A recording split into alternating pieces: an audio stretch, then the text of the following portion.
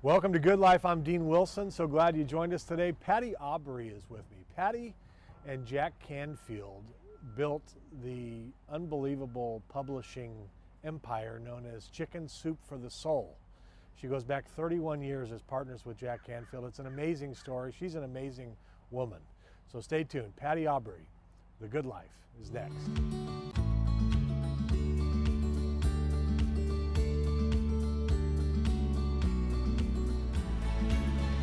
Welcome to Good Life. I'm Dean Wilson. I'm so glad you're here. So glad you're with us. You can always go to goodlifetelevision.org where you can see all the full interviews we've had. We've had some amazing people over the last year. Famous, not famous, builders, entrepreneurs, overcomers, people doing great nonprofit work, young people. It's been a lot of fun, so you can see them all at goodlifetelevision.org. And we also have what we call power clips, where we kind of break up the full interviews into some powerful moments from those interviews. So I think you're going to love it. Goodlifetelevision.org is where it's at. And I'm really excited about today's program. Patty Aubery is with me. Patty, welcome. Thank you. Patty is, I was reading about you last night a lot. I would describe you, I mean, you're an executive, you're an author, lots of things, but I think the word that kept coming to mind is you're a builder. You're kind of a visionary builder. And I always think about, there's dreamers, that sometimes dreamers, at least the picture I have in my mind is sometimes nothing happens. And then there's builders who are kind of like the visionary that executes, where stuff happens. And I got that sense about you when I was reading about you. So congrats on your career and all the work you've done. Thank you. Patty's been the president of the Canfield Training Group. And for 31 years, she has partnered with Jack Canfield and overseen the growth of the publishing industry's first billion-dollar brand, which is Chicken Soup for the Soul, which I want to talk about in a second. I think that's fascinating. And then Patty's done lots of other work in the personal development space, and she's written a new book called Permission Granted, which I also want to talk about. But before we get into the work, tell us just kind of about yourself, your upbringing, your family, kind of where you came from. Well, I grew up in a normal, what we say normal, right? Is there a normal family out there? Right. One of 4 kids, grew up in the San Fernando Valley, so I always tell people I'm an official Valley girl. Yeah. And middle class, just always great mom, great dad. Parents were married for 53 years. Wow. My mom passed away about 8 years ago. And she actually was sort of the catapult for me to go from being the strategist and the visionary to really stepping more into the public, because when she died, she said, promise me that you'll not be invisible. I raised a daughter to be visible, and you need to be seen, and you have a message to share. And it's not just about those 2 guys that you've been building and supporting all these years. So promise me. And so that was kind of the beginning of really kind of saying, okay, what else do I want to do besides run Chickens for the Soul, be Jack Canfield's business partner, and what other kind of impact do I want to make? And I really wanted to cheer women on to really take a stand for who they want to become in life. So, Characterize, just kind of give us the elevator speech on Permission Granted. What is it, and what are you trying to communicate to women? For me, it's really giving them permission to show up, speak up, and be seen, and to know that to go from feeling invisible to being visible is really something they have to do. And I think so many women are waiting, and even with the whole Me Too movement and everything else, it's like it's not up to some man to read your mind. If you want something, you have to really articulate what it is. You have to say it out loud, and then you have to be willing to receive that too, and be willing to feel that you're worthy of receiving that. And so it's really all about just stepping into what God wanted you to be anyway. Yeah. And stop waiting and start stepping. Wow. And so that's really my mission. Wow. And you've been before this book, I mean, you have a heart for women. I mean, that's been an interest of yours. I do. Yeah, I do. I think growing a publishing company with 3 men. I would say 2 men and a baby. The baby would be my publisher. Okay. So, but being the only real female in that, at the top really, was a place that I don't know, I just didn't have any real female mentors. And so I really wished I had. I think I would have gotten further faster, and I did really well. I'm very blessed. I wrote tons of books and have 14 New York Times bestsellers under my belt, so I'm not complaining. But I think I probably would have enjoyed it more, and I would have realized that it was okay, I would have figured out the balance more quickly. So trying to raise a family and build a business at the same time was very difficult, and a lot of guilt and all that stuff comes along with that. So and what have you learned on that point? Because I did read about that. You kind of had this tension, between this incredible work you were doing, and then but you've got a new baby. And if you could talk to the Patty 31 years ago, what would you say?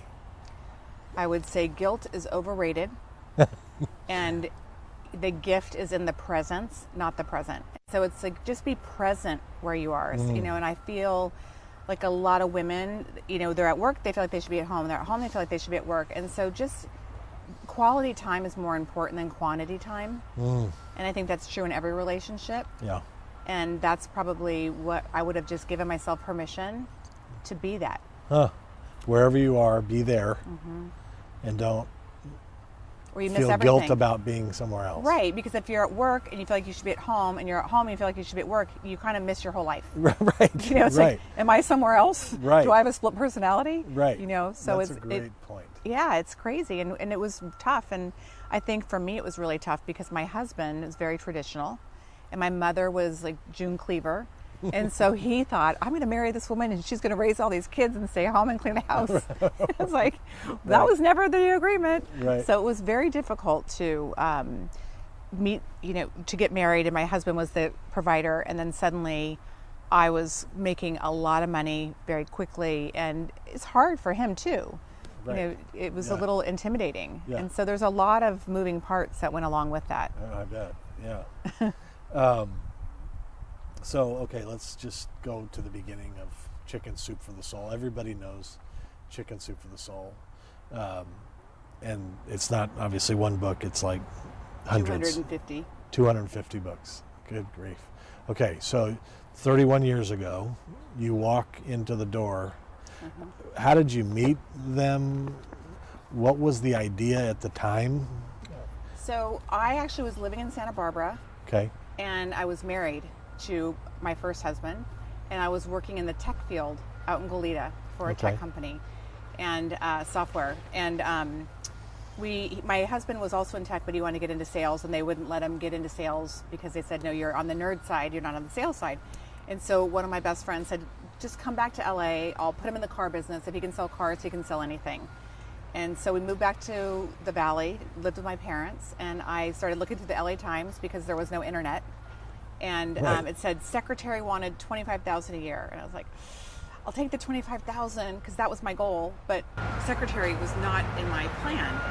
And so I thought, well, it was a lot of money then. So I made the phone call, and I went down. I interviewed with this guy and his wife, and it was this little cottage in Pacific Palisades, and they were doing self-esteem in the classroom.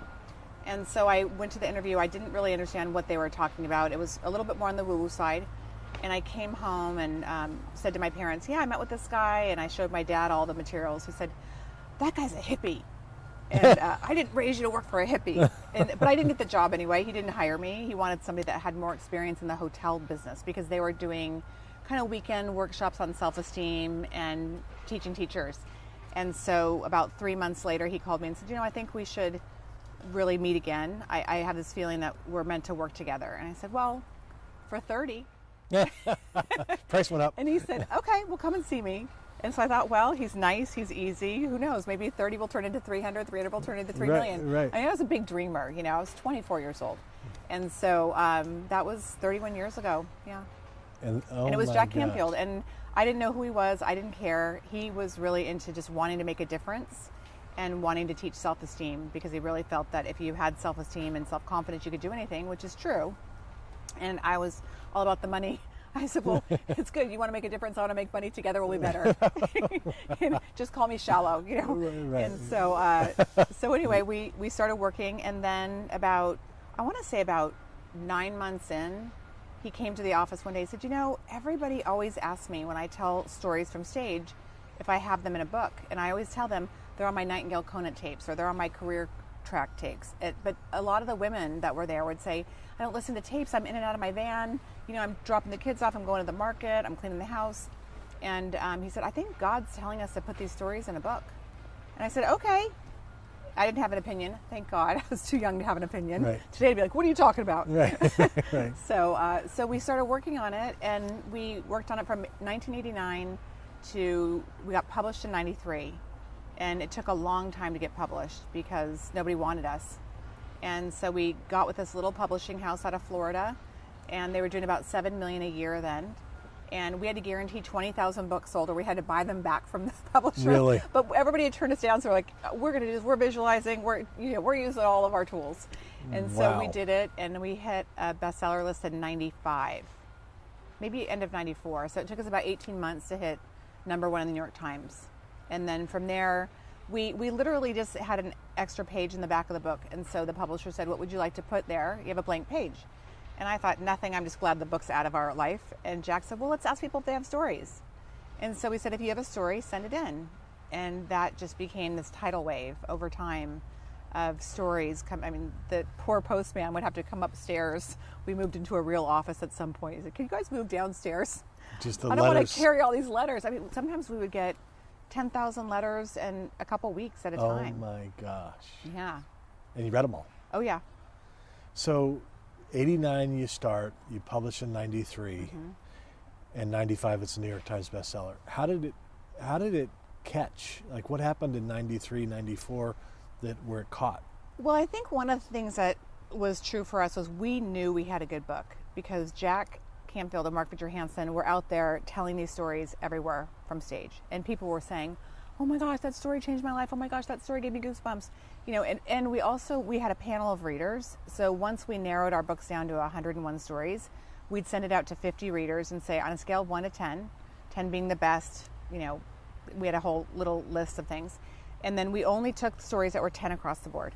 And we had moms and dads and doctors and teachers and all kinds of different people reading it. So we knew that we had a very foundational base of readers that were giving us their honest truth. And so we did all of our homework to know that it was just a numbers game and it was marketing. And if you just kept at it, and it would finally start to work. And our publisher kind of knew too, because he could tell how many books sold each week. And so they had some key indicators in the beginning, which they didn't really share with us.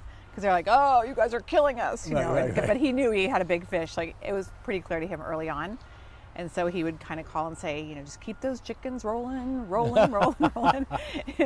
So we just started. We did everything we could. Everything. We did so many things. We did little TV shows. We wrote articles. We did things in the newspaper. I would go to swap meets. I put books in nail salons, at my hairdresser. Everywhere I looked, it was like, how do I get a book here? And I was obnoxious, and they would send me out. Go ask, kid. Go ask. Right, I was a little guinea pig. I had nothing to lose and everything to gain. That and so is it got to be a tipping point where people were just talking about.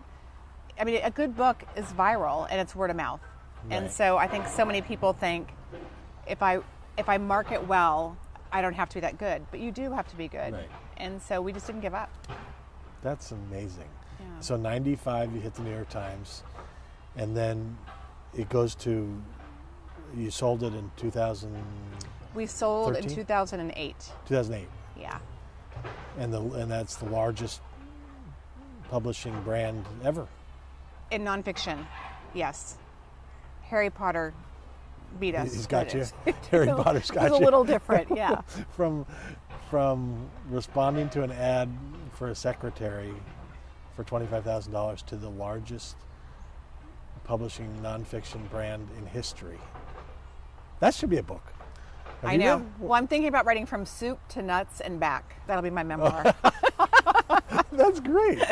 People used to say, what do you do? I would say, Soup to I'm nuts. Chief Chicken. And, we both live in Hope Ranch. And so I would literally, when I first met Jack, I lived in Calabasas, and he lived by the airport down in Mar Vista because he flew a lot when he was speaking, to education. And then I thought, okay, I want to have this goal to live close by because I was driving at least an hour and a half each way. And so at the end of the day, then I would start driving around the neighborhood several times just to get a break, because I knew I was going from one chicken coop to the other. Right. You know, the minute you walk, it's like, mommy, mommy, mommy, I'm like, ah. Right. So What is Jack Canfield like? You've worked with him a long, 31 years. he's amazing. He's brilliant. And when I first told my dad, like I said earlier, I said, yeah, I'm going to go work for Jack Canfield. He's like, I didn't raise you to work for a hippie. I said, Dad, the hippie went to Harvard. Maybe I'll get a Harvard education for free. Right. And I did. He's brilliant. He's grounded. He is he's one of the most amazing people I've ever met.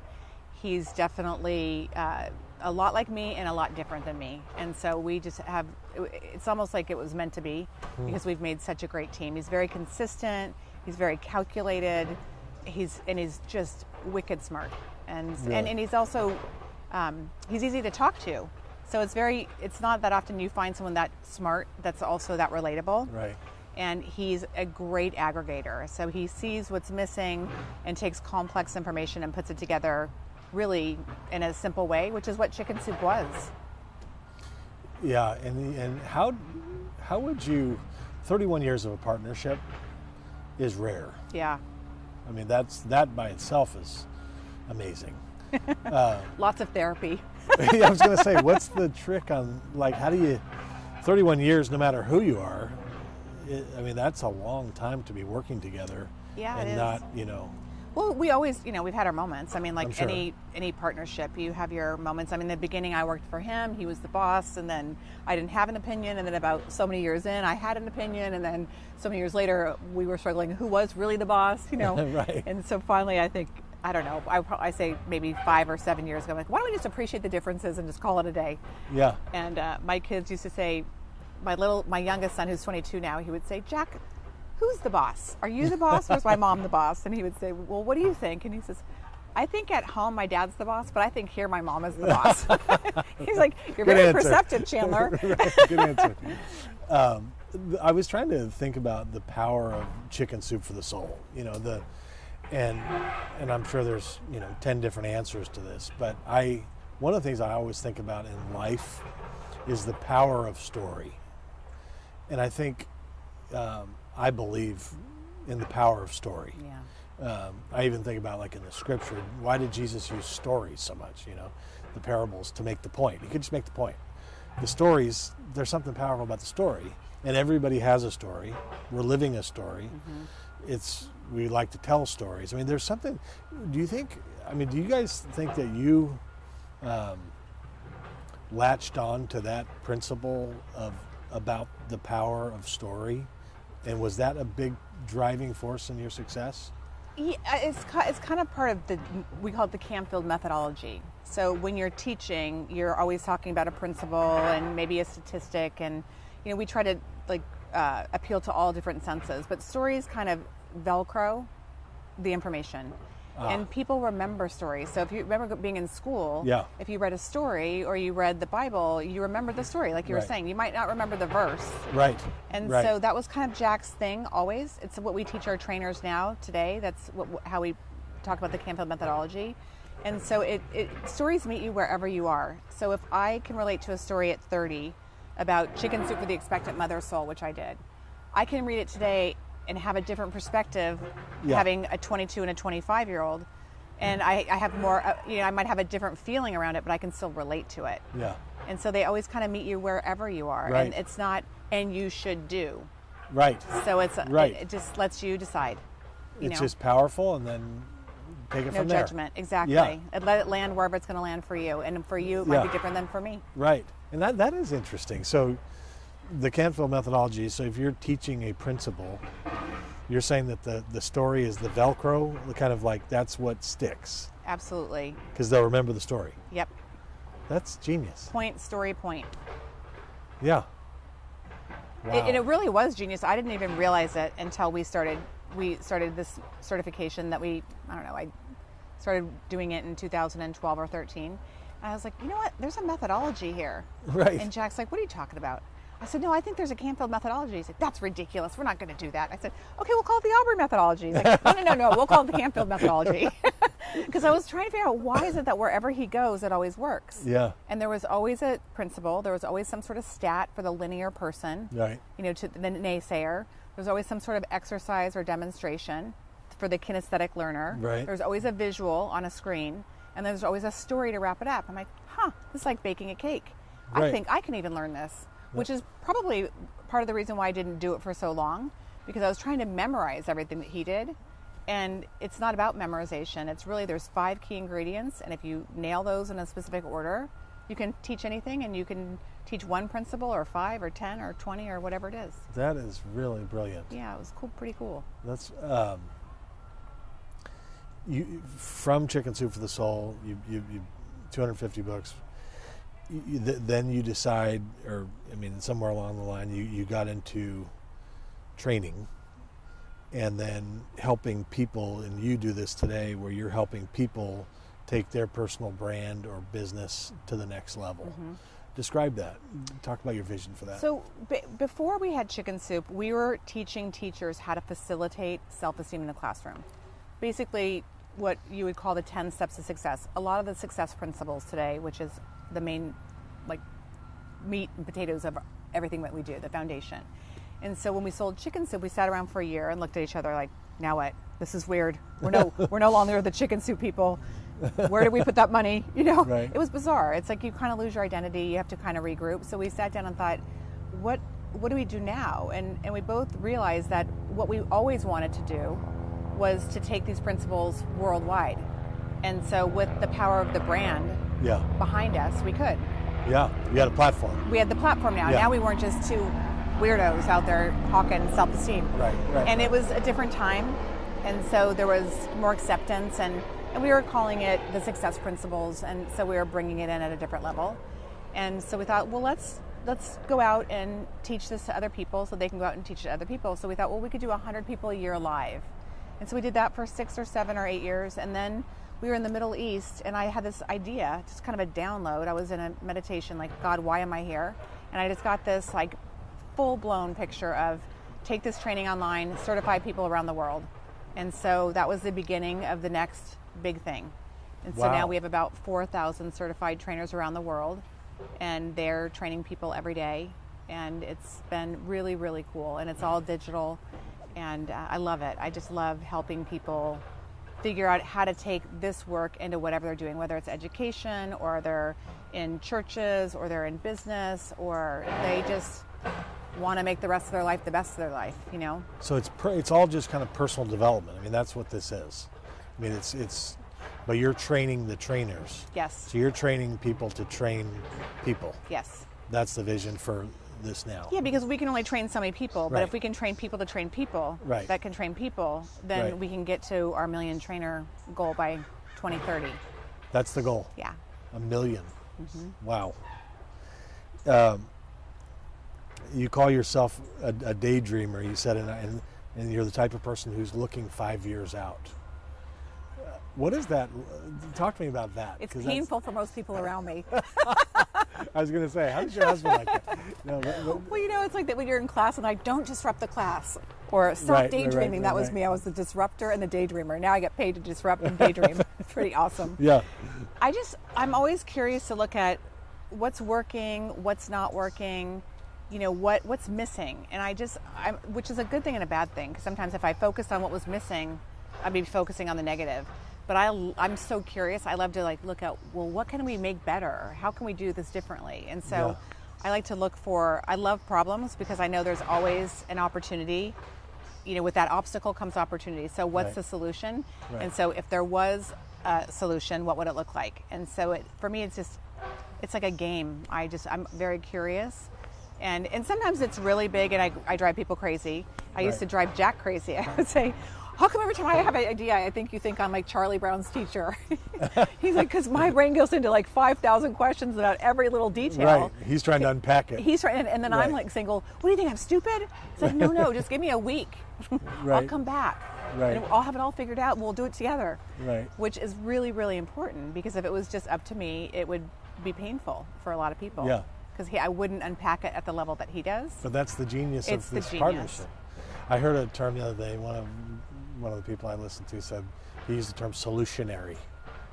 You kind of sound like a solutionary, somebody who's looking out, when they see the problem, they're saying, what's the solution? Which I think we need more people like that, to be honest with you.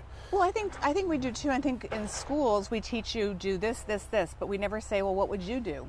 And so for me, it's like, that's why I love to work with young people. Because if you just give them the stage, you just let them have a say, which Jack did with me. I mean, I started working with him. He's like, hey, I got to go. Do whatever you do here. And it was the first time in my life I had freedom where somebody wasn't breathing down my neck. Yeah. And I got to flourish in that. Yeah. And so I love to do that. Oh, it was perfect. I mean, it was definitely in the, it was God. It was bigger than just answering an ad, for sure. Right. Yeah, that seems clear. Yeah, definitely. Yeah, that's awesome. We only have 2 minutes left, they're telling me. But tell me about Goal Finders. Describe Goal Friends, sorry. Goal Finders is something else. Describe Goal Friends. So Goal Friends is for women, and it's a very simple year-long program, and it is meant to be something that people can go through together in a workbook, and it's awesome, and it's almost like I would call it grown-up Girl Scouts. It's a bunch of women that all want to get together and talk about what's possible, and not what's not possible, and not their husband, and not nagging. Creating a bucket list, going for their dreams, supporting each other. It's just an awesome organization. Yeah, I love it. And that's something women can go absolutely sign up for? Goalfriends.com. Just Goal and Friends, FRIENDS.com. It's out of Raleigh, North Carolina. It's amazing, and there are women all around the world doing it, and it's just really, really fun. It's a great tribe. That is awesome. Yeah, it's great. Goalfriends.com. Yep. This is amazing. I need your help with my life. Are you available? I am. I actually do consulting and coaching. Okay, good. And I live just down the road. Perfect. I need help. This is awesome. It's inspiring to talk with you. Thank you. Thank you. Thanks for having me. Amazing what you've done. Thank you. Congrats, and we'll see you again. All right. And we'll see you next time.